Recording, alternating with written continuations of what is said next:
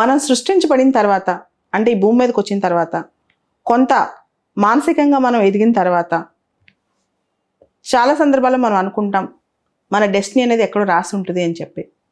కానీ మన లైఫ్లో మనకు ఎదురయ్యే చాయిసెస్ మనం ఎలా తీసుకుంటాం అనేదే మనం అన్నమాట.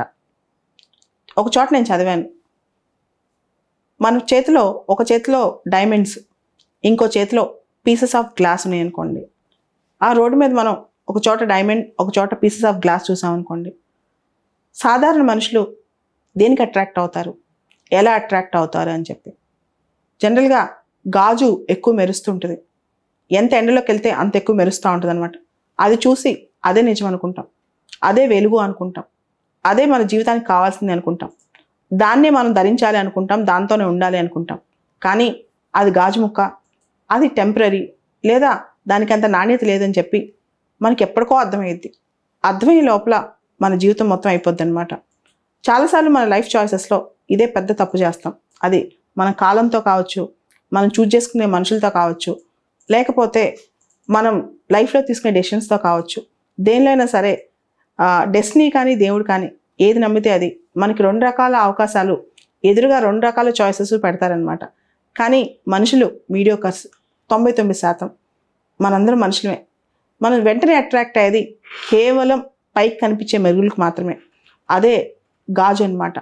సో ఏ మనిషి అయితే నిజంగా క్వాలిటీగా ఆలోచిస్తాడు, ఏ మనిషి అయితే లాంగ్ టర్మ్లో ఆలోచిస్తాడో, ఏ మనిషి అయితే తన టైం కానీ తన యొక్క ఏదైనా సరే డెసిషన్స్ ప్రాపర్గా తీసుకుంటాడో, అప్పుడు ఆ మనిషికి అర్థమైద్ది తను లూజ్ అయ్యేదేంటో.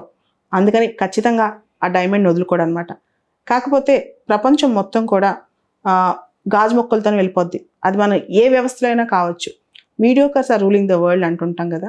అలానే మీడియోకర్ డెసిషన్స్ వల్లే చాలామంది జీవితాలు పాడైపోతుంటాయి, చాలామంది జీవితాలు స్తబ్దంగా మిగిలిపోతుంటాయి.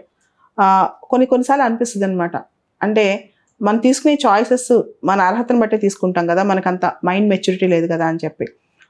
ఎప్పుడైనా సరే లైఫ్లో మనకు 2 చాయిసెస్ ఉన్నప్పుడు, ఆ చాయిసెస్లో ఏది కరెక్ట్ నిర్ణయించినప్పుడు ఆ విచక్షణ, ఆ ఇంగితం మన మైండ్లో మనకి ఎంత పర్ఫెక్ట్గా ఉంటే, ఎంత కరెక్ట్గా ఉంటే అంత మంచిది. లేకపోతే జీవితం మన చేతులారా నాశనం చేసుకుంటాం. మనం జరిగే నష్టాలకి కష్టాలకి మనం దేవుణ్ణో లేకపోతే ఇతర వ్యక్తుల్లో బ్లేమ్ చేస్తాం. కానీ కాదు, మన విచక్షణే మన జీవితం. మనం ఏం చూజ్ చేసుకుంటామే అదే జీవితం అనమాట. ఈ చాయిసెస్ మన చేతిలో ఉంటాయి. 2 వర్స్ట్ ఆప్షన్స్ ఉన్నా ఏది తక్కువ వర్స్ట్, ఏది బెటర్గా ఉందని చూసుకోవాలంటే, 2 నష్టపోయే ఆప్షన్స్ ఉన్నా ఎక్కువ నష్టం దేనివల్ల జరుగుద్ది, తక్కువ నష్టం దేనివల్ల జరుగుద్ది, అది కూడా చూజ్ చేసుకోవచ్చు. లేదా 2 బెటర్ ఆప్షన్స్ ఉన్నప్పుడు ఎక్కువ మనకి లాంగ్ టర్మ్లో మనకి ఏది కావాలి అనేది కూడా మనకు తెలుస్తుంది అనమాట. అలా కాకుండా ప్రపంచానికి చూపించుకోవడానికి నేను ఇలా మెరుస్తూనే ఉండాలనుకున్నప్పుడు ఖచ్చితంగా మనం వెళ్ళి గాజు మొక్కనే పట్టుకుంటాం. అది ఎప్పటికీ ఆ గాజు గాజే, డైమండ్ డైమండే. ఆ తేడా తెలిసిన వాడే విచక్షణ గల వ్యక్తి.